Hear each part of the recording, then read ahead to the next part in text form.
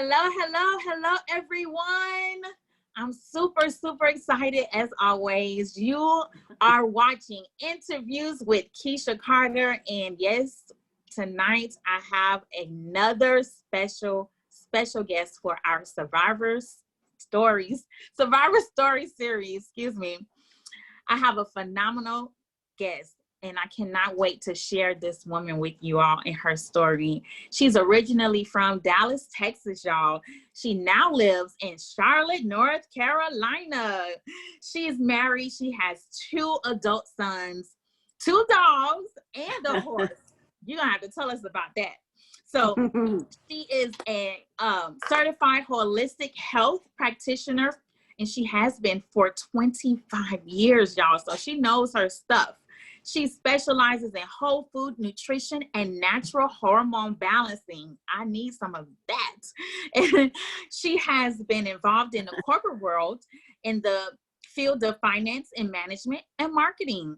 So let me tell you, she now has taken all of the things that she's learned from her careers, the education, and her training. And now she's developed a community of seasoned entrepreneur women to go on a journey of inspiration, education, and motivation, y'all, all through social media. She has this business will provide you with so much, and we're going to get into that later. Business tips, fashion tips, travel tips, shopping tips, inspiration, motivation, stories, everything from A to Z, which it's called Authentic Inside and Out. I can't wait to hear about that. So I present to some and introduce to others, Miss Catherine Jane Fitch. Hey, girl. Hello, how are you, dear? You're so Girl, sweet. I am so glad that we are finally having this conversation. I mean, yes, we haven't seen each other in a while, face to face, but hey, I'm glad that we have social media where we can connect and talk. Absolutely, yes. And we can bring our girlfriend chat right here onto social media, yes, to our virtual world. Yes, girl. So, we both have something in common. We both were diagnosed with the same type of cancer. I would like to jump right in. Can you tell us, like, how old were you when you were diagnosed? Like, tell us all about what happened. Okay, well, I was 51 years old, and I consider myself to be in pretty good shape, I guess. My husband and I had actually been out doing a big walk with our dogs at the time, and we came back in, and I started having some major bleeding, and it was enough that it basically took me down to the floor. And I thought that it was a menopausal thing, and so I didn't really think too much about it. But it went on for about 4 days, and eventually it got to the point where I had lost a lot of blood. And I remember my husband had gone somewhere, and he was gone, and I was there at the house, and I sent him a text message, and I said, I think you need to call 911. Really? And as soon as I sent that message, I went into the bathroom, and I passed out in the floor. So fortunately, my husband did call 911, and they came, and they had to come in my back door, come up my stairs.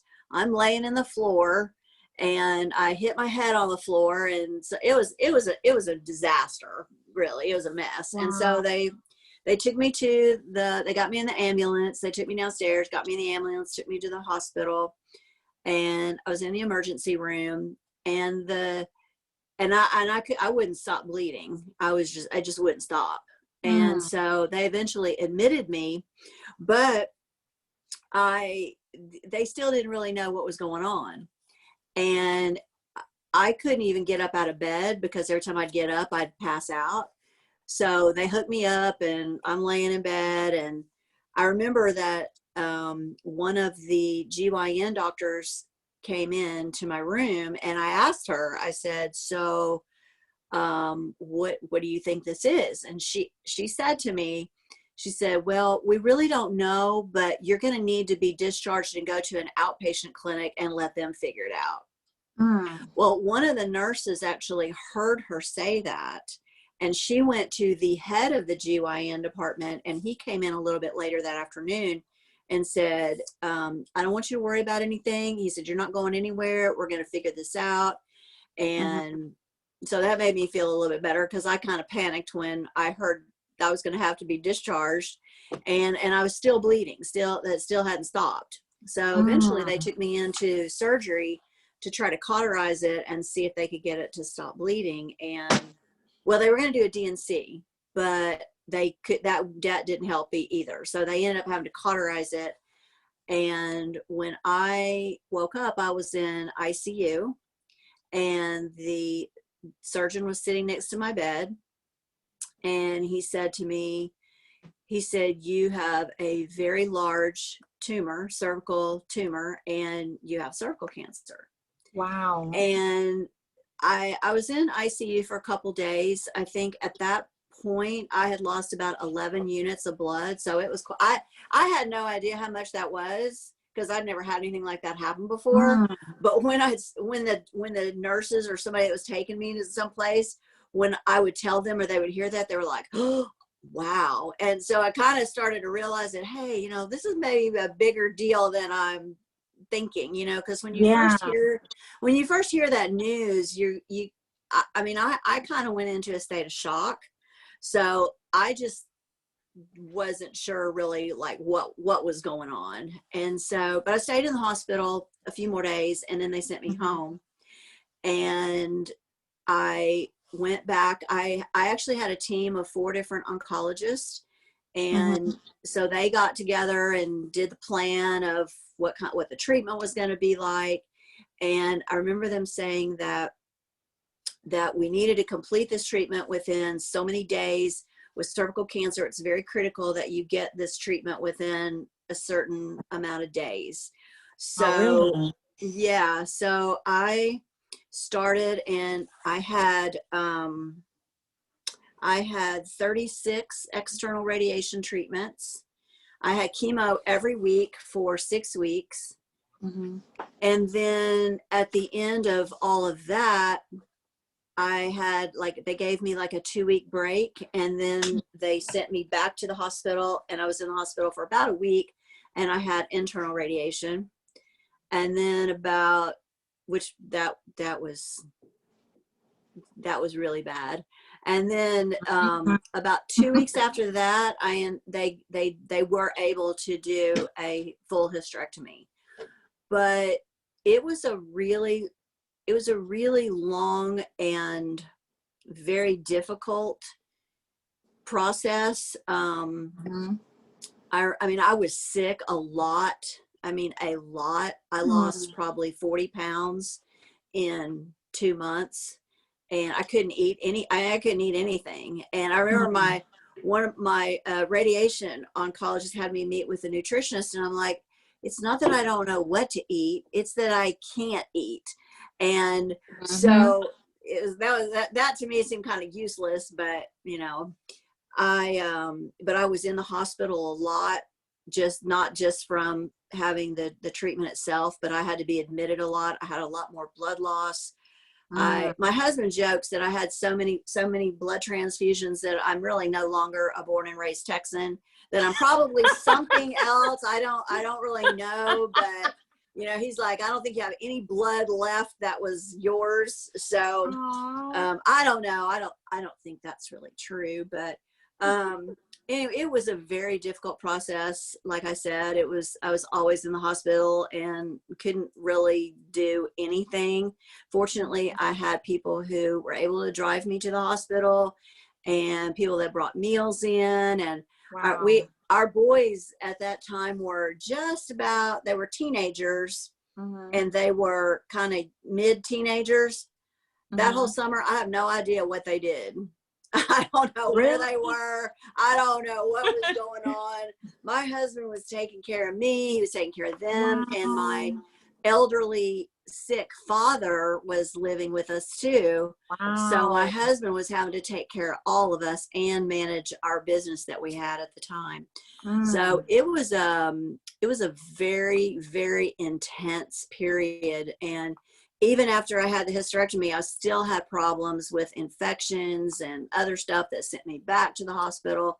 And it seemed like it was just this never ending Mm. thing. Today it seems kind of like a surreal experience. Like, did that really happen? I know that happened, Yeah. um but it was, and I know that when I read your book and I was reading some of the descriptions that you had in there of what you went through, and I was like in tears thinking, oh my God, that was me. That, it wasn't the same thing, but there were so many similarities in Yes. the feelings and Yeah. the emotion that goes in that whole thing. And I just remember that my doctors were so focused on fixing that problem, and I remember just being so scared because there were some times it was pretty close. And I remember my main oncologist, he was actually the head of the GYN department at Levine, and he's retired now, but I remember him looking me in the eyes and saying, he said, Jane, he goes, I want you to know we're going to get through this. There's light at the end of the tunnel. Yes. And when he said that, I was like, okay, I believed him, and here I am. Wow. I love that. What your doctor said, we're going to get through this, because Yeah, that's, you mentioned my book. That's one of the things that my book is all about. It's the yeah, mindset behind yeah, what we had to go through that right, helped me to get through and right, still get through, right? We still have to speak right, positive and work on the exactly, things that we're saying to ourselves about ourselves. So exactly, exactly, that's awesome that you had a doctor who poured into you, because right, sometimes you go to the doctor. Some people have doctors who they see them, right, they say whatever needs to be said, and that's it. right, They right, don't pour right, into them, they don't encourage them, they don't right, say, hey, we're in this together. Like I right. remember my doctor said, do we have the same doctor? I don't think so. Dr. Okay. Hall was my doctor. No. Okay. I don't know why I thought we had the same doctor. He um was the one that did my surgery, and my radiation oncologist was there. Internal radiation oncologist was there too.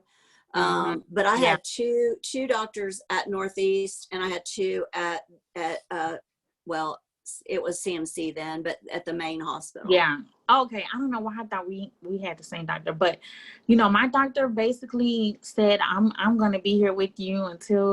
until I'm gone. And so it's like, wow. and and the really one of the difficult things Hmm. was, when you're a cancer patient, you can get treated so well. I mean, you have a direct line to the nurses. They answer your call. They don't put you on hold.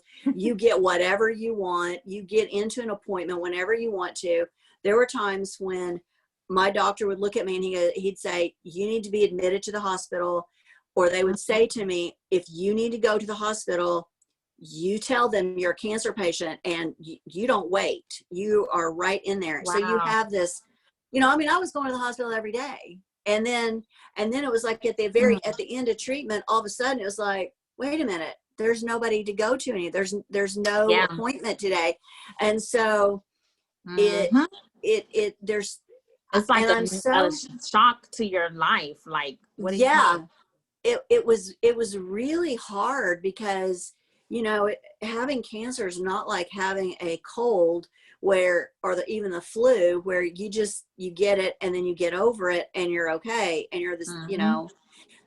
we, with the treatment that we have, it affects us a great deal, and it affected a lot of things, and not as bad Hmm. as some, but Yeah. not as good as others, Hmm. so I have continuous things that I deal with on a daily basis, and Hmm. it's not easy, but It's not the easy. alternative Not easy. is worse. So That's right. I mean, and honestly, I have to say that I'm grateful.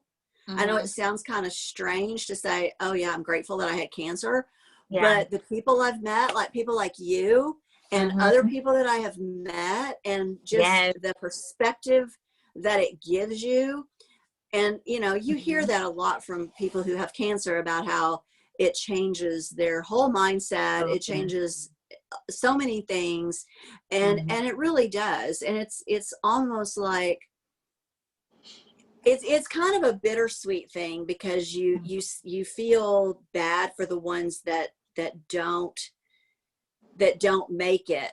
And I hate that. But have you ever gotten survivor remorse? Have you felt that? Oh, absolutely. Oh, absolutely. And it's so hard, because you wonder, well, why would God save me and not someone else? And but that's not a question that's for me to answer. All I know is that God wasn't done, and I had some other things he wanted me to do.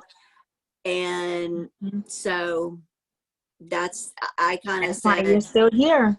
It was kind of like that bargaining thing, like, okay, you're gonna save me, I'll sing your praises, I'll do your work, I will, because in my mind I feel like God totally healed me. I mean, I know the doctors had their part in that, but I always had God at the head of my team, my healing team. And he never let me down. I mean, I love that. It was like, you could have been, it was kind of like I told one of my daughters one time, I said, I had every negative side effect that you could possibly have, except that my hair didn't fall out, which that's, because of the chemo drugs they give you with did you have cisplatin? Most of the time. I did. And I had one doctor who said, yeah, your hair will fall out. My main doctor said, Dr. Hall said, he goes, well, your hair probably won't fall out, but it will grow back curly. And it did. So, and I have enough hair on my head for about 10 people. So I'm like, you could have taken a little bit of this, and I would have traded. I would have been so happy to trade all those other side effects for my hair falling out, because I have wigs. I can wear a wig. I don't even mind being bald. We had to go down the other route, so. I was going to cut my hair off. I'm because I thought that my hair was going to fall out. Yeah, well, I did. I did too. I did. And I cut my hair like really, really short. And then my hair didn't fall out. I was like, well, great. Yeah. I was prepared. I was ready, but that didn't happen. So it's okay. Yeah. So what stage were you again? Yeah. I was a stage 2B, and I had a tumor about the size of a grapefruit. And fortunately, fortunately, and so here's the interesting part. I had all my life, ever since I was probably 18 years old, had every year gone in and had a pap test done. There was one time, I was probably about 31, 32, that I had an abnormal pap test, and my doctor did the little cryosurgery where they freeze the cells. And then I had a pap test every year after that, and it was always negative. And then when I got into hormone balancing, I decided that I was no longer going to take birth control pills. And then because I stopped taking actually, I had a kind of a negative experience with a gynecologist, and it just, it made me not want to go back to the gynecologist. So I didn't go to the gynecologist for about 3 years or so. And wouldn't you know, my doctor, when they diagnosed me, said that they think I'd had that tumor for 3 years. Wow. Yeah. Jane, are you serious? Yep, I'd had that tumor for Wow. 3 years. That's why it had grown so large. But the great thing was that it didn't spread. So Yeah.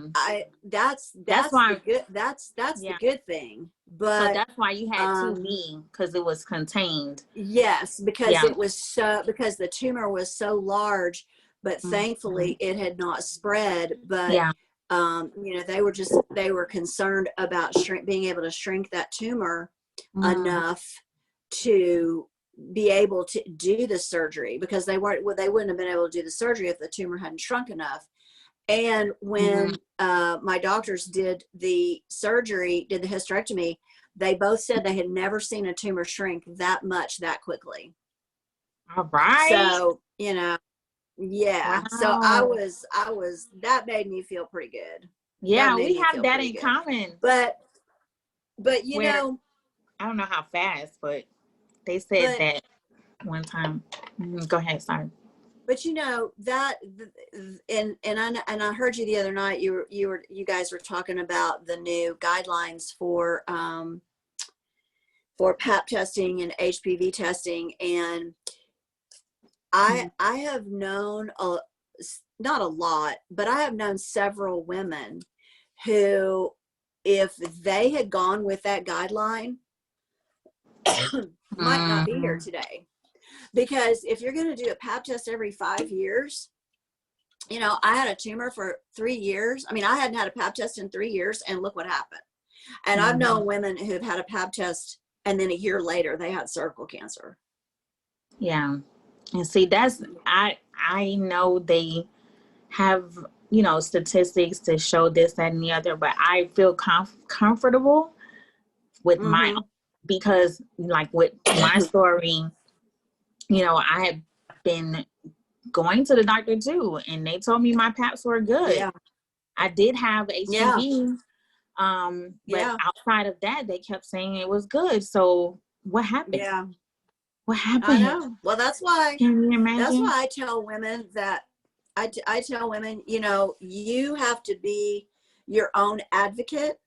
And if you think that something is not right, then you need to keep going to someone until you get the right answer. That's right. Because I've known women that had to do that, Yeah. Absolutely. And it's like they intuitively knew. And, something that's kind of interesting that I don't tell this to very many people, but I'll tell you, is that probably about 2 years before I was diagnosed, excuse me, I had this little kit that I had gotten. It was a little bracelet that you kind of put together like a little beaded thing. And it was it had to do with cervical cancer.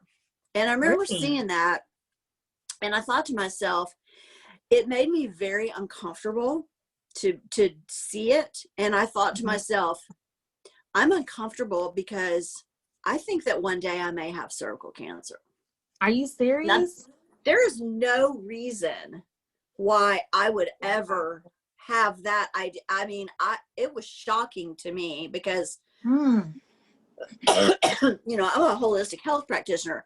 I thought I was in pretty good shape, and so it was kind of a shock. But intuitively, a couple of years before that, I kind of got a vision that was going to happen. Wow. How many years ago were you diagnosed again? Well, let's see. This is it's been 9 years. Wow. 9 years. Yeah. 9 years. Wow. So no reoccurrence. Nope. That's good. Nope. Good. Never had, for a while after you're done, I'm thinking, oh, this is great. I had a hysterectomy. I'll never have to have a Pap test again. Wrong. You will. My doctor looks at me like, I'm sorry to burst your bubble, but you're going to have to come in every 3 months for the next 2 years, and then every 6 months, and then every year after that. It's like, Oh my gosh, I just can't get You away gotta from them. keep checking on the vagina too, to Exactly. see, check on the Exactly. walls and Yeah. all of that stuff. So, But people don't realize that. yeah. And I would have never known that had they not said that. But Mm-hmm. that was something that they said, that they told me. They said a lot of women think that just because you have a hysterectomy, you don't need to have a pap test, but you do. Mm-hmm. So Mm-hmm. there you So go. did you have history of cancer in your family? Well, my biological mother actually had cervical cancer, Really? and she went through breast cancer at the same time that I was going through cervical cancer. Hmm. Wow. Yeah. Yeah. So, And um, my maternal grandmother died of breast cancer. oh wow. So yeah. So from your mom's side, you have breast Yeah. cancer and cervical cancer. So Yeah. did you, because of the breast cancer, did you get tested for the I did BRCA gene? not. I did not. I, in fact, didn't start having mammograms until probably just a couple of years ago. And Mm-hmm. my doctor kept saying, she kept telling me, she said, every time I go to the doctor, she goes, you need to go have a Mammo- breast exam, a yeah. mammogram. Yeah. And I just kept putting it off and putting it off and putting it Mm-hmm. off. And then I finally went in. It's like no big deal. Yeah. And Yeah. it's been negative every time. So, and I'm not as concerned about, for some strange reason, I'm not as concerned about the breast cancer. Mhm. But I will continue to go and be checked and stay on that. But it just, I'm just not as concerned really about that, because I feel like, from what I know about hormone balancing and hormone therapy, that breast cancer and ovarian cancer are so hormone driven. Mhm. And I don't do a lot of the estrogen causing things in my diet or whatever, and I balance it. So to me, I'm not as concerned about that. But I don't really think that I have that gene. Well, you know what? I take that back. Actually, I did have a DNA, or it was a DNA testing thing that I did, and I Mhm. did not have that gene. I remember that now because I had it tested for a whole bunch of different things. So Mhm. I did not have that. I did not have that gene. Okay, so you did the BRCA testing. Yes, yes, I Okay. remember that now because they did a DNA test thing for a lot of different stuff, genetic things, and that was one of the ones that they tested. I remember that now. I'd forgotten about that, but yeah. Okay, well, I'm glad that you got it because Yeah. um, it's just, for me, peace of mind is above Yes. everything. Just to find Yeah, out, just so that absolutely. you know, and then you can then go on and take the precautions that needs to Yes. be done. So Yes. that's good. I'm glad that you did that. And Yeah. just thinking about you being there, having that lineage. Yeah. Um, so did that happen to your mom before you were diagnosed? I'm trying to, did Yeah, you well, see? she had cervical cancer, and I didn't grow up with my biological mother. Okay. So she had cervical cancer years before I even knew her. And then, but when I was going through cervical cancer, she was going through breast cancer. Okay. So and to be honest, I don't really remember a whole lot of what she went through, Mm-hmm. because I was so sick that I didn't really Mm-hmm. know what was going on with anybody or Yeah. anything. Yeah. So Okay. the only thing I did was get up in the morning, put clothes on, go to the hospital, come back, Mhm. and lay in bed. That's all I did. You That's sound all I like could do. me. That's all I could do, girl. That is After all I that could radiation, do. Oh my gosh. knocked me out. Well, the Wiped me. radiation, the chemo, Yeah. the cancer itself, Yeah. Yeah. I was just, I tell people that I really just kind of disconnected from everything. Yeah. And I just if I was like awake or what I would say conscious, you know, all I could do is maybe watch TV, which for some strange reason, this is funny. You'll appreciate this. I would watch the Food Network. And I watch the Food Network all the time. Now, I know my family's thinking, oh, this is great. She's going to get better, and she's going to have watched the Food Network, and she's going to have all this great stuff. She's going to make all this great stuff. Didn't happen. I just watched it for entertainment value. I didn't learn one thing. But it was just a nice kind of got you away from things. And it was strange because there were certain TV shows that I couldn't watch, and certain commercials would come on and they would just drive me crazy. And, you know, I don't know if that happened to you, where there were just certain things that I turned off that you used to like. And then all of a sudden it's like, you're so sick that you can't even stand that. You can't watch that show or hear that music or anything. Turned off the TV. Farrah Fawcett was on her deathbed when I was sick. So I was laying in bed watching Farrah Fawcett, and I was like, I can't watch this. So I turned off the TV because it was on all the time. And I was like, I'm trying to focus on healing and my survivorship. You know, I didn't want to see that. Things. Yeah, of all it was things too hard to see, because I'm sure hers was caused by HPV, and for all that would have been pretty traumatic. That would have been pretty traumatic. I can't remember. I just remember the only thing that I did watch on TV, because I had a 2-year-old, were some, you know, children's shows, and you know, we love Tyler Perry because I like to watch comedy. So you know, always putting things inside of my mind that's funny or positive or you know, that's something that I could learn. So during that time, I really focused on paying attention to what was going in my head, going in my eyes, what I was listening to, you know, who was in my circle. So absolutely. TV was off. there were certain people that I didn't really want to be around, just because of the way that they were dealing with things. I remember one of my best friends came over, and I hadn't started treatment yet, but she came over, and I could see the fear all over her face when she walked in. And she said, well, aren't you scared? I said, well, the way I look at it is, at least now I know what it is, and I can do something about it. There's a treatment.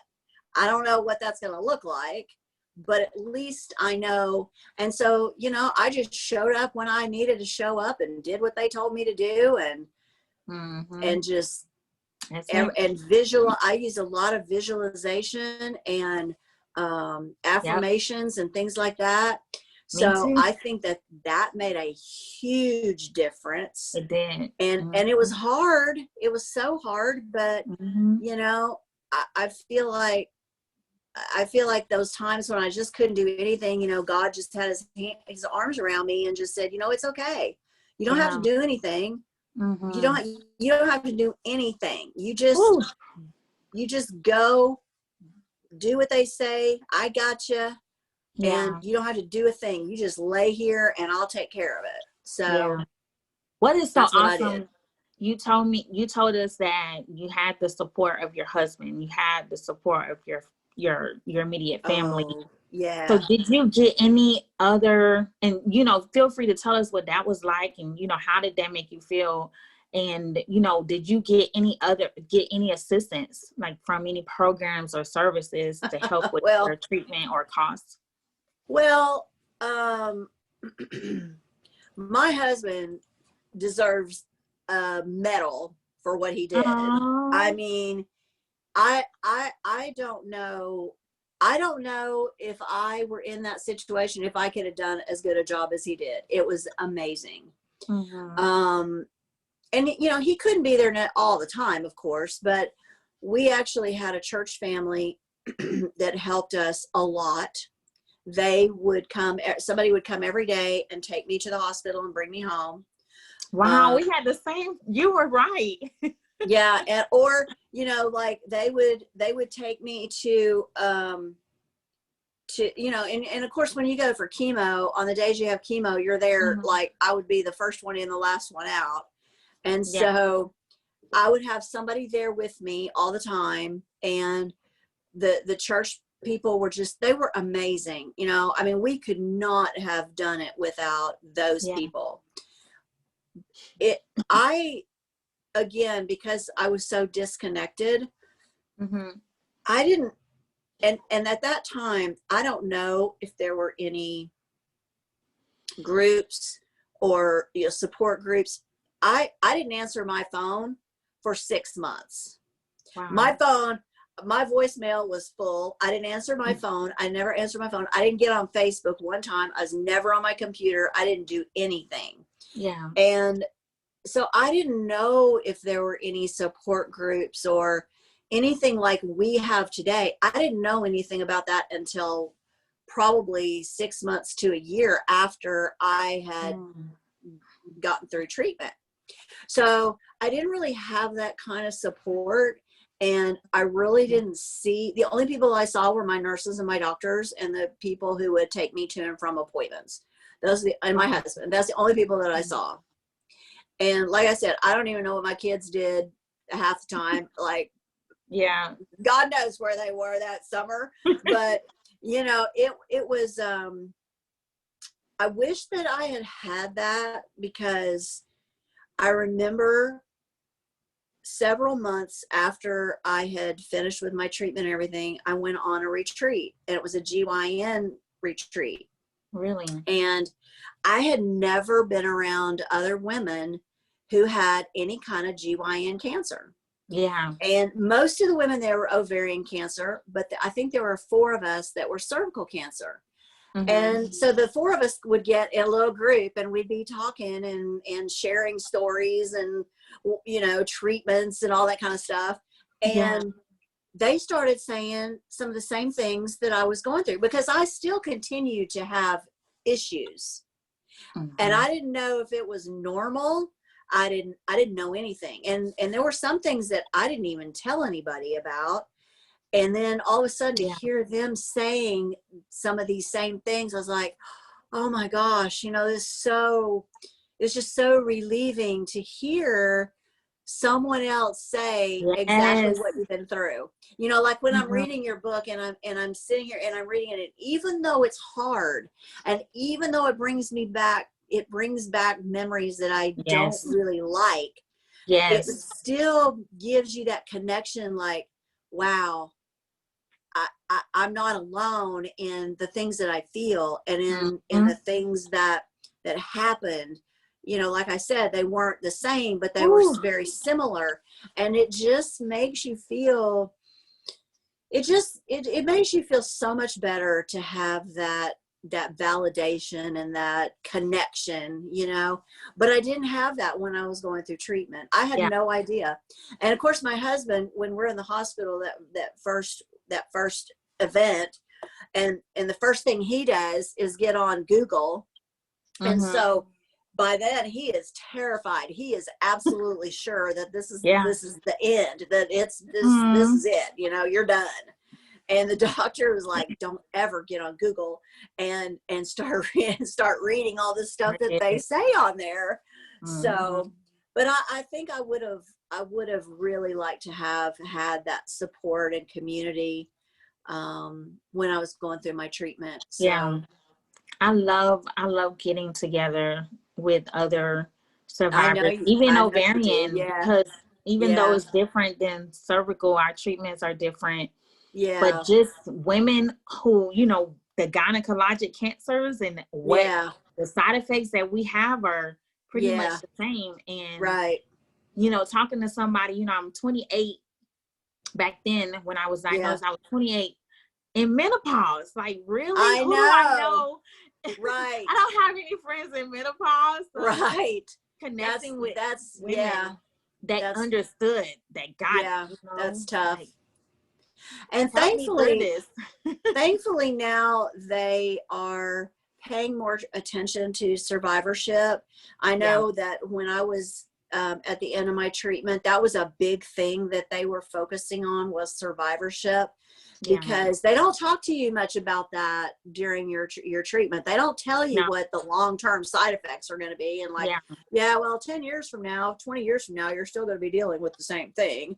So they don't really tell you that, but the survivorship has been great. There are more and more things, and like with what you do, as far as helping people with creativity and, you know, journaling and just being able to express those emotions, that's something that I think is really important, because when you're talking about any female cancer, you know, GYN, breast cancer, whatever, it affects you as a woman.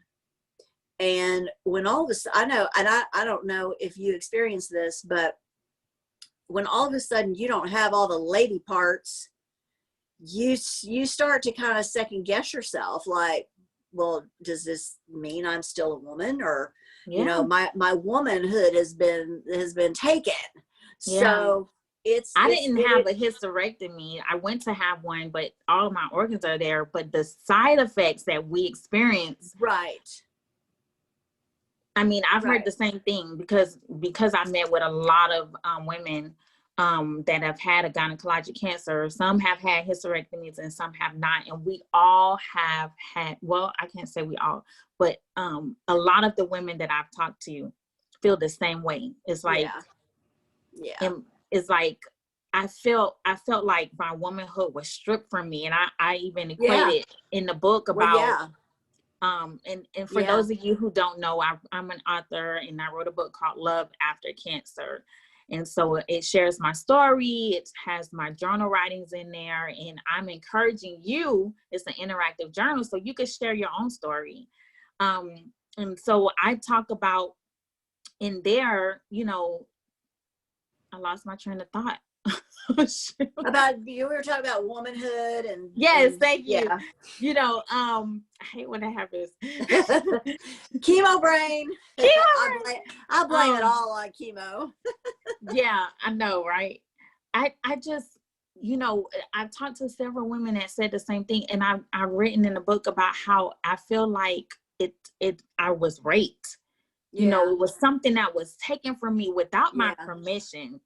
You know, and it literally changed. I mean, it literally changed my life. It changed emotionally, mentally, physically, spiritually, like everything. It's like you turn, I mean, some people have a positive 180 degree change, and a negative. Some people have had a negative 180 degree change. I mean, for us, we've turned it around positively, and I want to get into that too.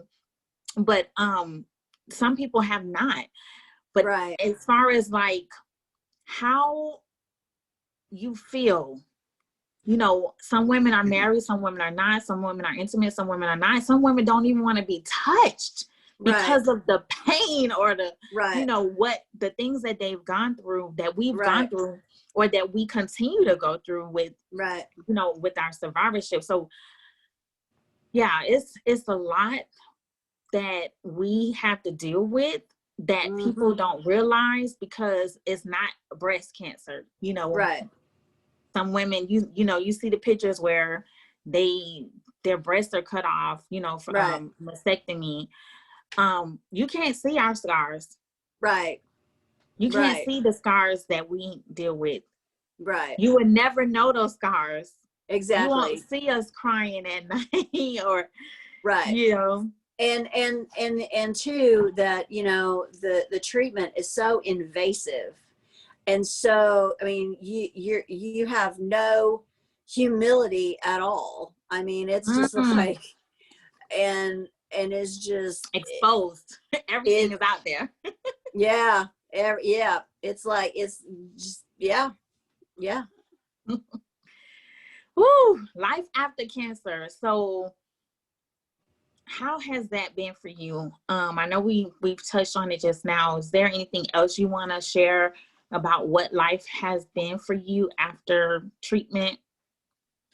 Well, as I said, I still struggle with some of the side effects of treatment, and I had really bad PTSD after I was finished, and I mean it was Mhm. like really bad. Yeah. And but I worked through that, and I Mhm. feel pretty good about that. I think that again, it's been such a significant amount of time that that has helped. Just the time passing has helped a lot of that. Yeah. But I still, you know, I still I'm involved with the National Cervical Cancer Coalition because I believe that it's a message that needs to go out there, and Yes. young girls in particular need to, they, you know, the thing about cervical cancer is that it's the only cancer that they know what causes it. There's a way to fix it, and there's a way to test to see if it's positive or not. Yeah. And so I think it's very important that young girls and boys, because boys can be affected by HPV, but Yeah. I think it's very important that they understand what the risks are, what they can do to head those kind of things off. Yeah. They need to understand about the vaccine. I used to not be a big proponent of the vaccine, but as Mhm. I've seen more and more, I think it's a positive thing, and it's definitely cut down on the amount of cases with Mhm. girls and boys getting cervical cancer with the girls, and other HPV cancers for the guys. So I just feel very strongly in working with on the education aspect. It's like, you know, research, we know what causes it. So we I feel like just being part of a community that helps to educate. I've been on advisory board for a few things. I was actually on the committee. We just wrapped up. It was an 18-month project that was a committee of major GYN oncologists all throughout the country, Mhm. to rewrite the radiation protocols for cervical cancer treatment. And I was actually Wow. I was a patient advocate. And so we just finished that. So that has just been published, and that was pretty Awesome. exciting. That is And exciting, yeah, Jane. That's good. that was very exciting. So being involved in things like that are Tell us important to me. tell us what you do with the National Cervical Cancer Coalition. So the National Cervical Cancer Coalition is kind of a grassroots division of the American Sexual Health Association. And what we do, we have chapters all across the United States, and different chapters kind of focus a little bit on different things. Mhm. Some are doing more fundraising so that they can bring more awareness in their community. Mhm. Some are doing more education, like in schools and things like that, which is what I'm a little bit more partial to. And also grant writing. I do, I've written several Mhm. grants. And you And are the chapter president I'm the for chapter Charlotte. leader for Charlotte, yes. Yeah. And I've been doing that for about 6 years. Mhm. So, of course, right now there's not a whole lot to do because we're kind of Yeah. stuck with the COVID thing.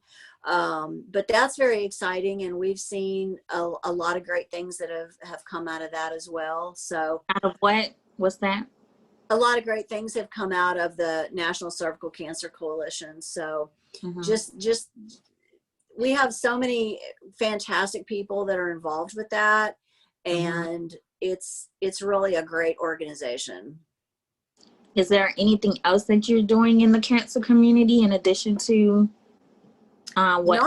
Not right now. Not right now. Not Okay. right now. Mm-mm.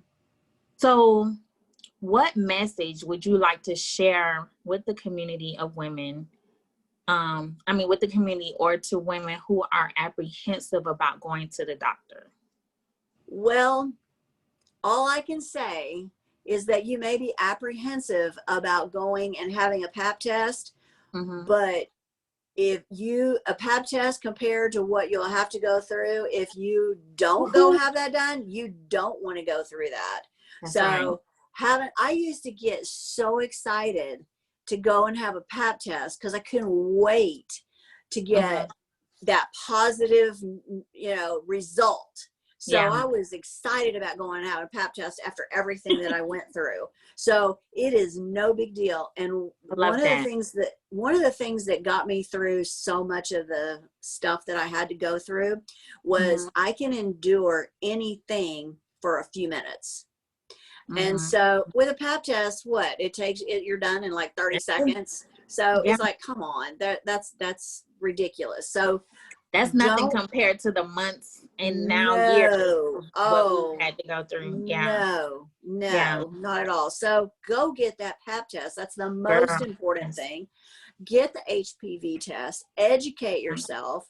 Eat healthy, don't smoke, be careful, and have a positive mental attitude. Don't worry about it. You can't worry about whether or not it's something that's going to happen to you or not, but be pro advocate. Be pro yourself. Be pro yourself. And like I said before, if you have an intuitive gut feeling that there's something wrong and the doctors are saying, oh, you're okay. Don't just say, oh, okay, I guess he's a doctor. He knows what he's talking about. And I used to tell people all the time, doctors work for you, not the other way around. So if you can't find someone who can back up what you say, now if you go to 10 different people and they're all saying, yeah, I think you're fine, and you've done all these tests and everything, then that's one thing. But if you go to one or two doctors and you're not satisfied and you still think there's something going on, you need to keep going until you get the answer that you feel comfortable with. You got to advocate for yourself because you know your body better than anyone else. You are the one that's feeling the pain or the discomfort. So what's one word, Jane, or a phrase that you would like to share to encourage women who are currently in treatment or who have faced roadblocks in their process? I would say don't give up. Just have faith. Don't give up. Don't give up. Yes. Thank you. That's, my phrase is don't stop, get it. It's so easy to say. I mean, you've been there. It's easy to say. But when I know. If you can hear that one more time, that might help you get through the next minute, the next second. Just keep going. Stay positive. And find people like you or me that have been through it that can give you that support and can give you that encouragement that you need. Like I said, I didn't have that when I was going through. I mean, I had my husband, but he didn't know what was going on. He had no idea. So it really makes a difference when you can connect with someone who has experienced what you have experienced. That is so true. So as you mentioned earlier, with Serenity, Courage, and Wisdom, we bring awareness through the creative arts. So what do you like to do creatively to express yourself? Well, I think that I am a creative kind of in a different way. I'm not really an artist. Unless I have lines that I can fill in and color in, I'm not really an artist. But I love the work that I'm doing right now because to me, that's kind of creative. And especially with some of the photos and all the different things that you can do, you can be really creative with putting photos together and doing that. So that helps me a lot. But when you say the work that you're doing, what do you referring? Well, the work that I'm doing with Authentic Inside and Out, which is my online community that I'm doing. Tell us about that. A friend of mine. Yeah. Well, it's really my best friend who lives in Ohio, and I'm going there tomorrow. She and I are a lot alike. And I actually met her through, she was the National Cervical Cancer Coalition chapter leader where she is in Ohio. Wow. Her friend, she had a friend whose daughter actually died from cervical cancer. So that's how she got involved. That's how we met, and we've just been best friends. We're just like two peas in a pod. You so see how it turned that, how cancer brought y'all together. Wow. Exactly. So that's turned into, now we're working together, and we created this community to help entrepreneurial women who might be a little older, because, you know, sometimes as entrepreneurial women, we can feel isolated, or we can feel like, oh, we're too old to do this now, or whatever.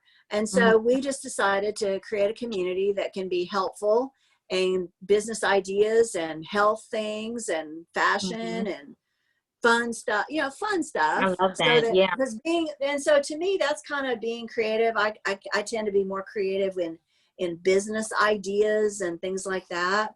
So, but I do like to write, and I have written things in the past, mostly for health journals and things like that. But, I'm not really an artist. Now I did see your thing you were doing with the crochet and knitting, and I do like to do that kind of stuff. I like arts and crafts stuff a lot. Awesome. What kinds of arts and crafts do you like to do? Oh boy. Well, I like to crochet. I like to knit. Really? I used to do needlepoint and cross stitch, but my eyes aren't that good anymore, so that's a little harder to do. Yeah. But I like to make wreaths, and I used to love to do scrapbooking, and that's not really a thing anymore. But I did get into some lettering with, you know, pretty like calligraphy. I've done calligraphy and things like that. So that's about the extent of my art work. That's a lot. Some people aren't into scrapbooking or, you know, any of that.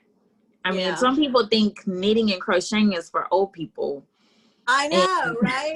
It's not. I like doing that. And I actually like to knit more than I like to crochet, but I'm not very good at knitting. So really? We have to talk about that. I can knit one long thing, and that's about it. But then that's it. And I can't guarantee you that it's all going to be like the same amount of stitches. It might be like a little bigger at the top and a little smaller at the bottom, but I like doing the knitting more, but I've done a lot of crocheting in the past. Awesome. Well, I know we have a workshop coming up. So if you're open. I saw that. Yeah, I think it's next Sunday, the 25th. Really? From 1 to 3. And it goes by fast, and so if you're able to come, I may have to check that out. Yeah, we would love to have you. Yeah. And I know you mentioned Love After Cancer, the book that I wrote. Yeah. Tell me what, I know you've given some feedback. What is a takeaway that you can share with our viewers about your reading the book? You know, Keesha, I got that book, and I started reading it the day after I got it, and I read all the way up until the point where you were doing the journal thing. So that was pretty much like half the book. Yeah. And gosh, as far as a takeaway, it was just so, I think, encouraging and real. You know, it wasn't like a bunch of fluff stuff. It was very real and very personal, and it was just so beautiful. I mean, I couldn't put it down. Oh, wow. Thank you, Jane. Yeah. You know, I aspire to produce information that is not just, like you said, fluff. I remember my dad was dying the year that Yeah.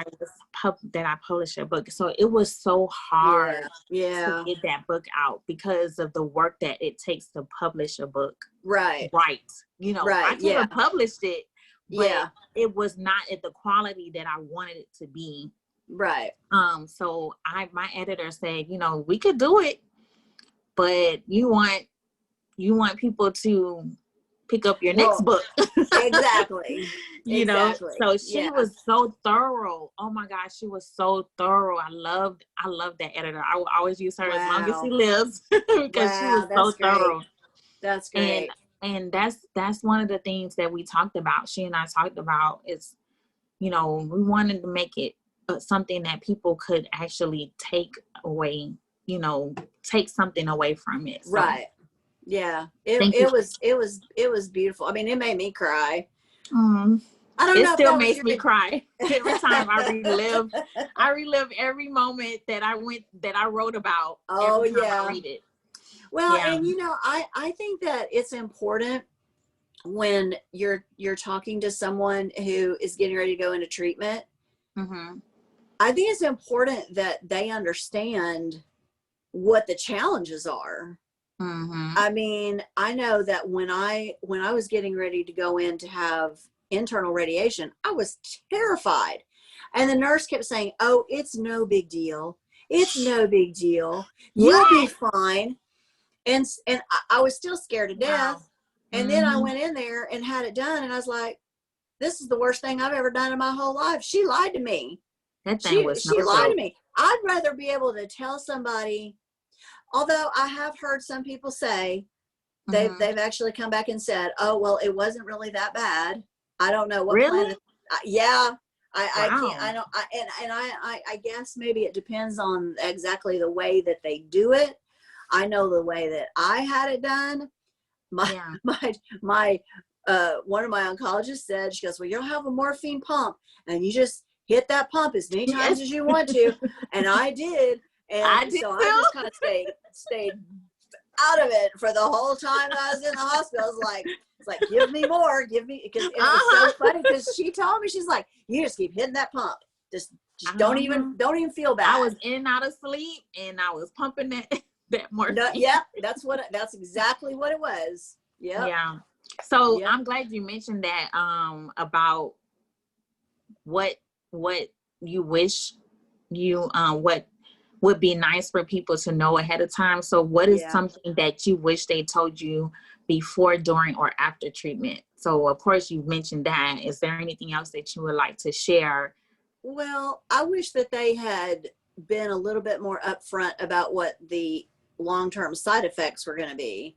Okay. I know that when I was finished with treatment and I was having things happen that I was scared, you know, I was petrified. Yeah. And lo and behold, to come find out, it's just a side effect from treatment. But nobody ever told me that that was going to happen. Yeah. And so it would just be nice to know that those things were going to occur. And it's normal. There's nothing wrong with you. Exactly. You know, cancer hasn't come back. Once you have cancer, anytime any little thing happens in your body, you're like, "Oh my God, I have cancer again." I get a headache. "Oh my God, I have brain cancer." You get heartburn. "Oh my God, I have cancer of something in my chest." You know, it's like, it's just that constant fear. It's not quite so bad now as it used to be, but it's like every little ache and pain, you start thinking, "Oh no, what is it? Something's wrong." That's right. And you have to get over that constant fear. Yeah. But I don't know any cancer patient that has ever not had that happen. Yeah, I don't know one either. Yeah. Thank you for sharing. This is one of the last things I definitely want to mention because it's special to me. Okay. After, I think it was 2000. Okay, I was diagnosed 2009. I think it was 2011 or 12. During that time, I think it was 2011, I started learning how to ride a horse. And so I know that you're into horses and things like that. And I think you started, if I'm not mistaken, you started getting into horses after treatment. I did. Yeah. I So did. But I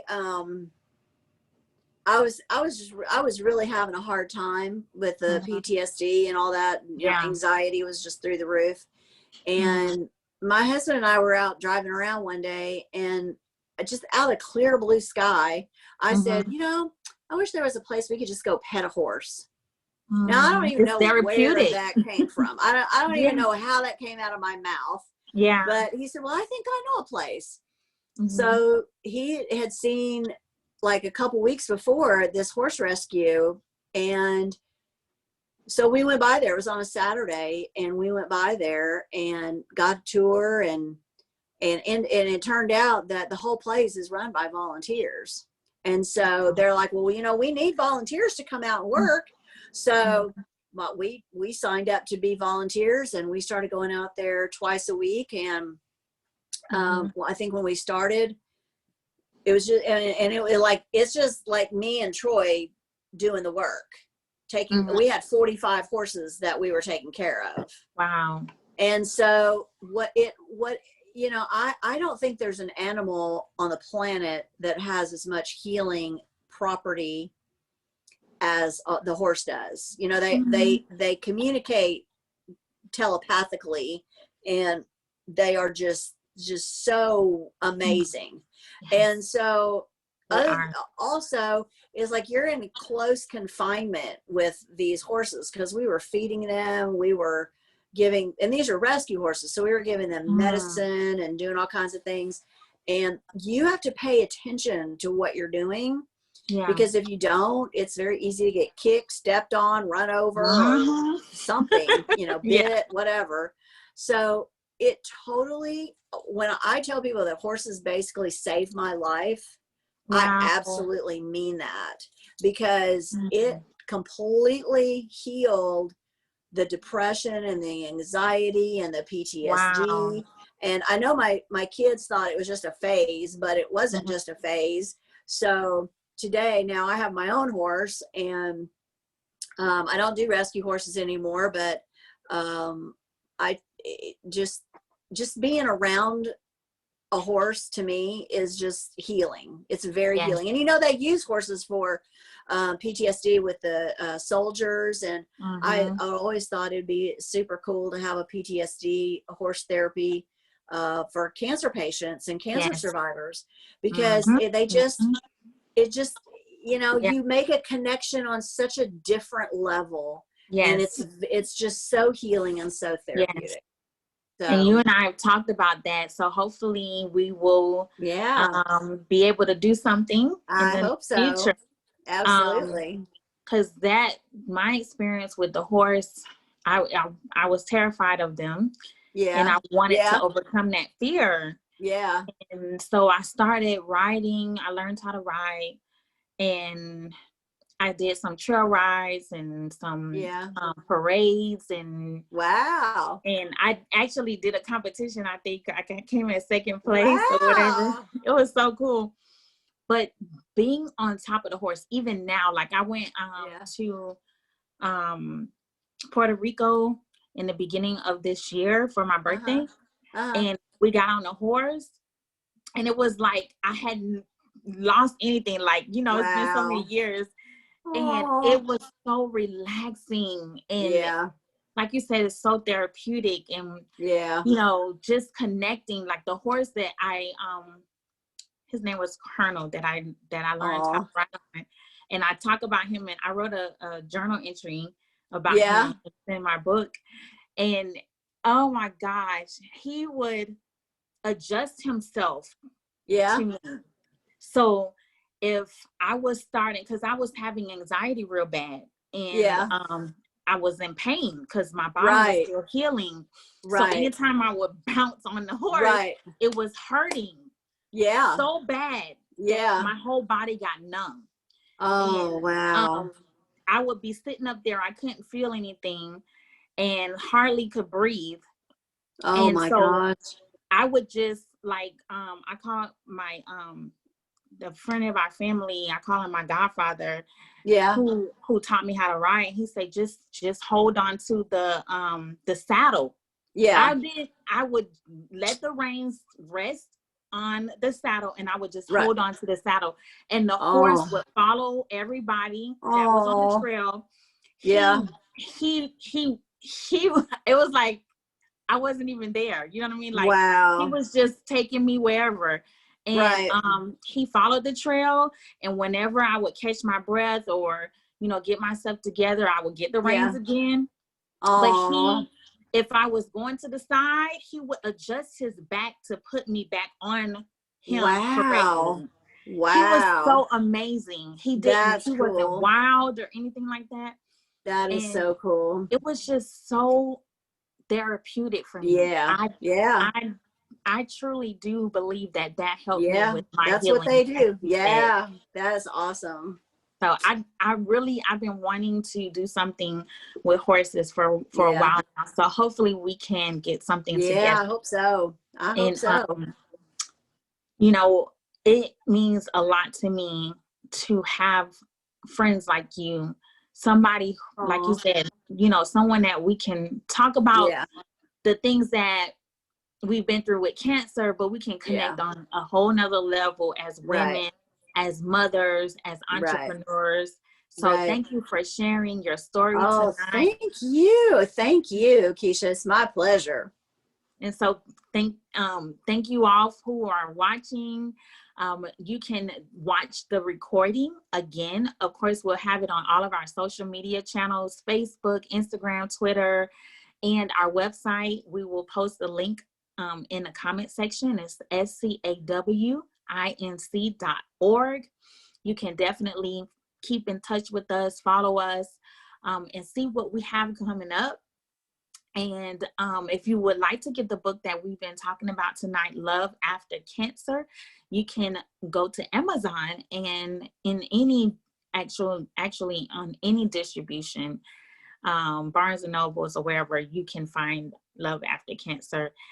I'm just so full after this interview because Aw. I feel like we have so much in common. I didn't even Yeah. realize it until we had this conversation. So thank you again.